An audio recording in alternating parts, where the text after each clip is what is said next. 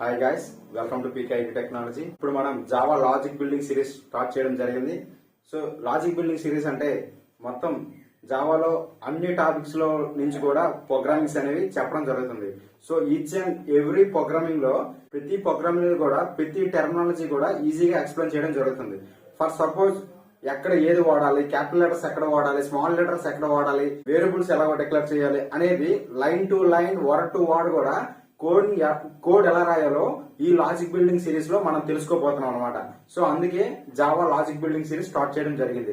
మొత్తం 12 టాపిక్స్ ఉంటాయి Java full course లో. ఈచ్ టాపిక్ నుంచి కూడా 10 to 15 ప్రోగ్రామింగ్స్ ఉంటాయి. సో ప్రతి ప్రోగ్రామింగ్ కూడా బోర్డు మీద రాసి లైన్ టు లైన్ ఎగ్జిక్యూట్ చేసి ఏ వర్డ్ ఎలా ఎగ్జిక్యూట్ అవుతుంది కూడా మీకు చేసి చూపిస్తాను, ఓకేనా? సో ఈ క్లాస్ లో మనం hello world, so hello world ని ఎలా ప్రింట్ చేయాలో తెలుసుకోబోతున్నాం. సో మీకు ఆల్రెడీ సి లాంగ్వేజ్ లో హలో వరల్డ్ ఎలా ప్రింట్ చేయాలో తెలుసు. సో సి లాంగ్వేజ్ కి జావాకి పెద్ద డిఫరెంట్ ఏమీ లేదు. సి లాంగ్వేజ్ లో హెడర్ ఫైల్స్ ఉంటాయి, జావాలో క్లాస్ డిక్లేర్ చేస్తాం. సి లాంగ్వేజ్ లో హెడర్ ఫైల్ ఎలాగైతే డిక్లేర్ చేస్తామో జావాలో కూడా క్లాస్ ని డిక్లేర్ చేస్తాం, ఓకేనా? సో అంతే తప్ప గానీ లాజిక్ అంతా సి లాంగ్వేజ్ లో ఎలాగైతే ఉంటుందో జావాలో కూడా అట్లానే ఉంటది. సో సి లాంగ్వేజ్ కి జావాకి ఏంటంటే డిఫరెంట్, రాసే విధానం చేంజ్ అవుతుంది కానీ లాజిక్ ఎప్పుడూ చేంజ్ అవ్వదు. సి లాంగ్వేజ్ లో ప్రింట్ ఎఫ్ ఏ విధంగా ఎగ్జిక్యూట్ అవుతుందో జావాలో కూడా ప్రింట్ ఎఫ్ అదే విధంగా ఎగ్జిక్యూట్ అవుతుంది. బట్ రాసే విధానం డిఫరెంట్ గా ఉంటుంది తప్ప కానీ లాజిక్ అంతా సేమ్ టు సేమ్, ఓకేనా? సో ఇప్పుడు జావాలో హలో వరల్డ్ ఎలా ప్రింట్ చేయాలో మీకు లైన్ టు లైన్ రాసి ఎగ్జిక్యూట్ చేసి చూపిస్తాను, చూడండి, ఓకేనా? ఫస్ట్ చెప్పాను కదా, సి లాంగ్వేజ్ లో అయితే హెడర్ ఫైల్స్ ఉంటాయి, జావాలో అయితే క్లాస్ ఉంటుంది.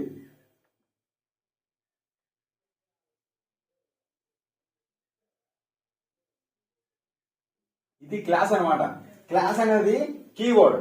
జావాలో కీవర్డ్స్ ఎప్పుడు కూడా స్మాల్ లెటర్స్ లోనే ఉంటాయి. సిలో గానీ జావాలో గానీ ఎక్కడైనా సరే కీవర్డ్స్ అన్ని కూడా స్మాల్ లెటర్స్ లోనే ఉంటాయి. క్లాస్ అనేది ఒక కీవర్డ్, జావాలో క్లాస్ అనేది ఒక కీవర్డ్. సో సి లాంగ్వేజ్ లో హెడర్ ఫైల్ ఎలాగ తీసుకుంటామో జావాలో క్లాస్ అని తీసుకుంటాం. క్లాస్ అనేది blueprint of a program లేదా name of the program. A programming అయితే రాస్తామో ఆ ప్రోగ్రామింగ్ అనేది మనకు ఒక ఐడియా కోసం దానికి ఒక నేమ్ పెట్టుకుందాం అనమాట. అందుకే నేమ్ ఆఫ్ ది ప్రోగ్రామ్ అంటే క్లాస్ అనమాట, లేదా blueprint of the program. So ఈ బ్లూ ప్రింట్ ఆధారంగానే మనం ప్రోగ్రామింగ్ అనేది రాస్తాం, కోడ్ అనేది రాస్తాం. సో మనం ఏం చేస్తాం, ఈ ప్రోగ్రామింగ్ లో హలో వరల్డ్ ని ప్రింట్ చేస్తాం. సో అంటే మనం ఒక ఈ ప్రోగ్రామింగ్ ఒక నేమ్ పెట్టుకోవాలి. ఏ నేమ్ పెట్టుకుంటాం? ఆ నేమ్ అనేది క్లాస్ లో పెట్టుకుంటాం. ఏ నేమ్ పెట్టుకుంటాం? హలో అని పెట్టుకుందాం. సో క్లాస్, సో ఇక్కడ మనం ఇచ్చేది నేమ్. సింటాక్స్ చూడండి, క్లాస్ ఎలాగ ఇవ్వాలంటే క్లాస్, ఇక్కడ స్పేస్ ఇవ్వాలి, ఇక్కడ నేమ్ ఇవ్వాలన్నమాట. సో నేమ్ ఎప్పుడు కూడా స్టార్టింగ్ లెటర్ క్యాపిటల్ లోనే ఉండాలి, ఓకేనా? ఇది క్లాస్ యొక్క సింటాక్స్. క్లాస్ ఎలా డిక్లేర్ చేయాలి? క్లాస్ ని స్మాల్ లెటర్స్ లో ఉంటది, స్పేస్ ఇచ్చి నేమ్ అనేది ఫస్ట్ లెటర్ అనేది క్యాపిటల్ లెటర్ లో ఉంటది, ఓకేనా?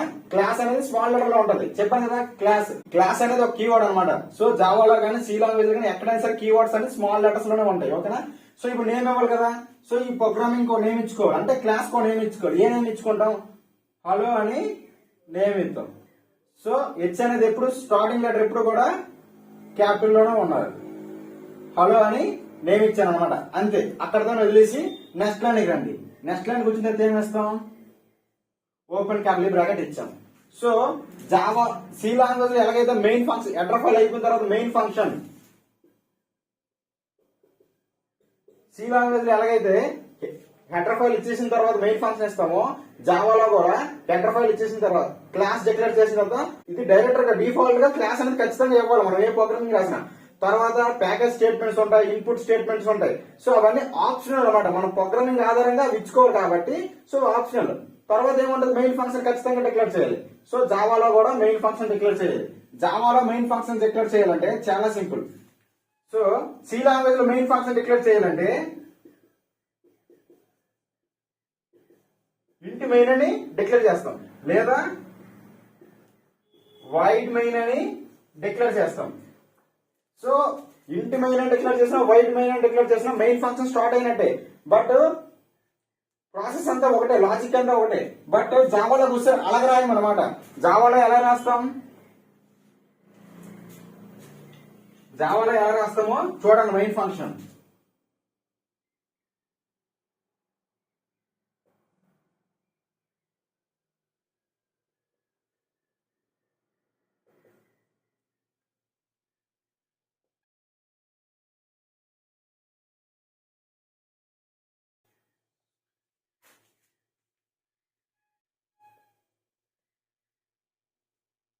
చూడండి, public static wide main open bracket closed bracket strings open bracket closed bracket arcs అన్నమాట. సో ఇది మెయిన్ ఫంక్షన్ అన్నమాట. అదే సి లాంగ్వేజ్ లో అయితే వైడ్ మెయిన్ అయినా ఇంట్ మెయిన్ అయినా ఇస్తే చాలు. జావా అందుకే థియరిటికల్ లాంగ్వేజ్ అంటారు. ఎందుకంటే జావాలో ఎక్కువ థియరిటికల్ గా రాస్తాం అనమాట, ఎక్కువ థియరీ ఉంటది, అందుకే జావాని థియరిటికల్ లాంగ్వేజ్ అంటారు. ఓకేనా, పబ్లిక్ స్టాటిక్ వైడ్ మెయిన్ అనమాట. ఇవన్నీ కూడా కీవర్డ్స్ అనమాట, గుర్తుపెట్టుకోండి. ఇక్కడ స్ట్రింగ్ చూడండి, ఇవన్నీ కూడా క్యాపిటల్ లెటర్స్ లోనే రాయాలి. ఇవన్నీ కీవర్డ్స్ క్యాపిటల్ లెటర్స్ లోనే రాయాలి. Open parenthesis closed parenthesis. ఇక్కడ స్ట్రింగ్స్ ఉంది కదా, స్ట్రింగ్స్ లో ఎస్ మాత్రం క్యాపిటల్ పెట్టాలి, గుర్తుపెట్టుకోండి. ఎస్ మాత్రం క్యాపిటల్ పెట్టాలి. ఓకేనా, ఇది ఓపెన్ బ్రాకెట్, ఇది క్లోజ్ బ్రాకెట్. తర్వాత ఆర్క్స్ అనమాట, అంటే ఆర్గ్యుమెంట్స్ ఇస్తాం కదా, తర్వాత నెంబర్ ఆఫ్ ఆర్గ్యుమెంట్స్ ఇస్తాం కదా. ఓకేనా, సో ఇది మెయిన్ ఫంక్షన్ అనమాట. సో మెయిన్ ఫంక్షన్ ఇచ్చిన తర్వాత ఇక్కడ మళ్ళీ ఓపెన్ బ్రాకెట్. సో సీలో గానీ జావాలో గానీ ఎక్కడైతే మెయిన్ ఫంక్షన్ ఉంటుందో అక్కడి నుంచే సి లాంగ్వేజ్ ఎగ్జిక్యూట్ అవడం మొదలవుతుంది. ఎక్కడైతే మెయిన్ ఫంక్షన్ ఉంటుందో అక్కడి నుంచే సి లాంగ్వేజ్ అయినా సరే జావా అయినా సరే ఎగ్జిక్యూషన్ అవ్వడం మొదలవుతుంది. అక్కడి నుంచే మనం ఇచ్చే ఇన్పుట్ కి అవుట్పుట్ అనేది మనకు వస్తుంది. So header file, C language అయితే హెడర్ ఫైల్ అంటాం, జావా అయితే క్లాస్ అంటాం. సో తర్వాత మెయిన్ ఫంక్షన్ డిక్లేర్ చేస్తాం. నెక్స్ట్ మెయిన్ ఫంక్షన్ స్టార్ట్ అవుతుంది. సో మనం ఇప్పుడు హలో 1 ప్రింట్ చేయాలి. సి లాంగ్వేజ్ లో అయితే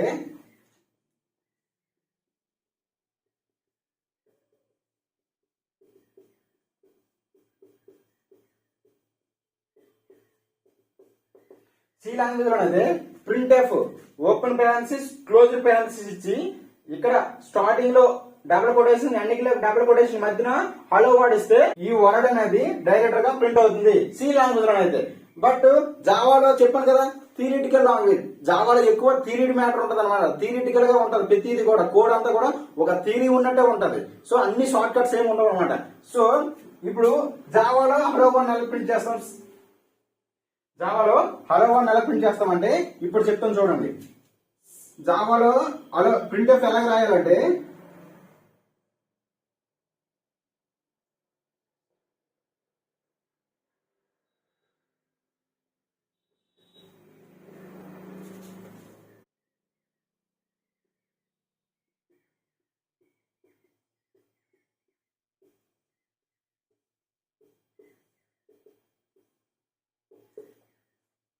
సో జావాలో ప్రింట్ఎఫ్ అనేది ఇలా ఇస్తాం అనమాట.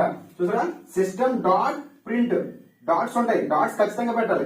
సిస్టమ్ లో ఎస్ అనేది క్యాపిటల్ ఇవ్వాలి ఖచ్చితంగా. సిస్టమ్ అనేది కీవర్డ్ కాదు, ఓకేనా.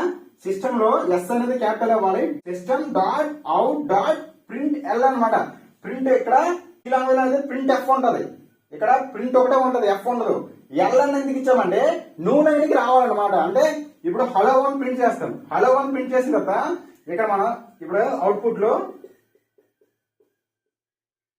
హలో వర్డ్ అని ప్రింట్ అయిపోతుంది. సో మనం ఇక్కడ ఎల్ఎన్ ఇవ్వకపోతే, ఎల్ఎన్ కానీ ఇక్కడ మనం డిక్లేర్ చేయకపోతే నెక్స్ట్ ఏదైనా ప్రింట్ ఎఫ్ స్టేట్మెంట్ ఉందనుకోండి, ఆ ప్రింట్ ఎఫ్ స్టేట్మెంట్ ప్రింట్ అవుతుంది కదా, ఈ హలో వర్డ్ పక్కనే ప్రింట్ అయిపోతుంది అనమాట. సో ఎప్పుడైతే మనం ఎల్ఎన్ ఇచ్చామో ఆ ఎల్ఎన్ ఎందుకంటే నెక్స్ట్ లైన్ లో వస్తుంది, అవుట్పుట్ లో నెక్స్ట్ లైన్ లో ప్రింట్ అవుతుంది. ఇక్కడ ఎన్ని స్టేట్మెంట్లు ఉన్నా ప్రింట్ ఎఫ్ ఇచ్చామంటే నెక్స్ట్ లైన్ లో ప్రింట్ అవుతాయి అనమాట. ఇక్కడ ఎల్ఎన్ ఇవ్వకపోతే ఈ పక్కనే ప్రింట్ అయిపోతాయి అనమాట, ఏ స్టేట్మెంట్ అయినా. సో అందుకే ఎల్ఎన్ ఇచ్చామన్నమాట.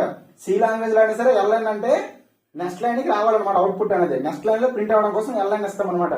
ఓకేనా, అర్థమైంది అనుకుంటా. సో జావాలో ఏదైనా మనం ప్రింట్ చేయాలంటే ప్రింట్ ఎఫ్ ఫంక్షన్ ఎలా చేస్తామంటే system dot out dot print LN ఇస్తాం అనమాట.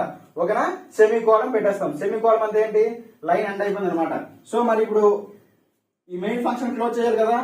సో ఈ ఓపెన్ బ్రాకెట్ కి క్లోజ్డ్ బ్రాకెట్ కి, సో ఇక్కడ స్టార్ట్ అయింది కదా, మరి ఈ ఓపెన్ బ్రాకెట్ ఇక్కడ మన క్లోజ్డ్ బ్రాకెట్ ఎండింగ్ ఉండదు కదా. సో ఎండ్ అయిపోయింది అనమాట. సో ఇప్పుడు మనకి ఇది ఎలా ఎగ్జిక్యూట్ అవుతుంది. సో జావాలో హలో 1 ప్రింట్ చేయడం కోసం కోడ్ అనేది ఇట్లా రాస్తాం, గుర్తుపెట్టుకోండి. ఈ రెండు డిఫాల్ట్ అనమాట, మెయిన్ ఫంక్షన్ ఇది, క్లాస్ ఇది. ఈ రెండు ఖచ్చితంగా రాయాలి ఏ ప్రోగ్రామింగ్ అయినా. ఏదైనా మనం ప్రింట్ చేయాలంటే మాత్రం ప్రింట్ ఎఫ్ స్టేట్మెంట్ ఇది, అంటే అవుట్పుట్ స్టేట్మెంట్ ఇది. ఏదైనా మనకి అవుట్పుట్ ప్రింట్ అవ్వాలంటే దానికోసం మనం యూజ్ చేసే ప్రింట్ ఎఫ్ ఫంక్షన్ ఏదైనా ఉందంటే ఏదైనా ఉందంటే అది ఇదే, system dot out dot print అనమాట. సో ఇది రాస్తేనే మనకి అవుట్పుట్ అనేది కరెక్ట్గా వస్తుంది. ఇక్కడ మీరు ఎక్కడ తప్పు చేసినా సరే క్యాపిటల్ స్పేస్ లో స్మాల్ లెటర్ పెట్టినా, స్మాల్ లెటర్ స్పేస్ లో క్యాపిటల్ పెట్టినా మీకు ఎర్రర్ వస్తుంది, సింటెక్స్ ఎర్రర్ వస్తుంది. చూడండి, ఇక్కడ క్లాస్ అనేది స్మాల్ లో ఉంటది, నేమ్ అనేది హెచ్ అనేది క్యాపిటల్ లో ఉండాలన్నమాట. So public static void main function అంతా స్మాల్ లెటర్స్ ఉంటది. ఇక్కడ స్ట్రింగ్స్ లో మాత్రం ఎస్ అనేది క్యాపిటల్ లో ఉండాలన్నమాట. ఇక్కడ సిస్టమ్ లో ఎస్ క్యాపిటల్ ఉండాలి, మిగతాదంతా స్మాల్ లో ఉండాలి. గుర్తుపెట్టుకోండి, ఎక్కడ సెమీకోలం పెడతాను ఎక్కడ సెమీకోలం పెట్టలేదో మీరు పర్ఫెక్ట్ గా చూసుకోండి. ఓకేనా? సో ఇప్పుడు ఇది ఎలా ఎగ్జిక్యూట్ అవుతుంది జావాలో అయితే. ఇప్పుడు జావాలో ఎలా ఎగ్జిక్యూట్ అవ్వాలి. సో ఫస్ట్ ఇది మనం కమాండ్ నోట్ ప్యాడ్ లో రాస్తాం అనమాట. జావాలో నోట్ ప్యాడ్ లో రాస్తాం కాబట్టి దీన్ని మనం సేవ్ చేయాలి. ఎలా సేవ్ చేయాలి? క్లాస్ నేమ్ తో సేవ్ చేయాలి. ఫస్ట్ దీన్ని సేవ్ చేయాలన్నమాట. ఎలా సేవ్ చేస్తాం?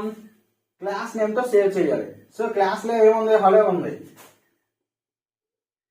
హలో డాట్, ఇది జావా కదా, మరి జావా ఫైల్ కదా. సో డాట్ జావా అని సేవ్ చేస్తాం అనమాట. సో దీన్ని మనం ఎక్కడ సేవ్ చేయాలి? ఎక్కడైనా సేవ్ చేసుకోవచ్చు. డెస్క్ టాప్ మీదైనా సేవ్ చేయొచ్చు, లేదా ఈ డ్రైవ్ ఉంటది, లోకల్ డ్రైవ్ ఉంటది. సో అందులో మెమొరీలో ఎక్కడైనా సరే మనం సేవ్ చేసుకోవచ్చు. ఎక్కడ స్టోర్ చేసినా సరే ఫైల్ డాట్ జావా అని సేవ్ చేయాలన్నమాట. సో ఫస్ట్ ఈ ఫైల్ సేవ్ చేయాలి కదా, నోట్ ప్యాడ్ లో రాస్తాం. హలోకి ఇచ్చి ఇది జావా అని గుర్తించాలి కాబట్టి డాట్ జావా అనే ఫైల్ తో మనం సేవ్ చేస్తాం అనమాట. సేవ్ అయిపోయింది. ఇది సేవ్ అయిపోయిన తర్వాత బయటకు వచ్చేస్తాం. బయటకు వస్తే కమెంట్ పోర్టల్ ఓపెన్ చేస్తాం అనమాట.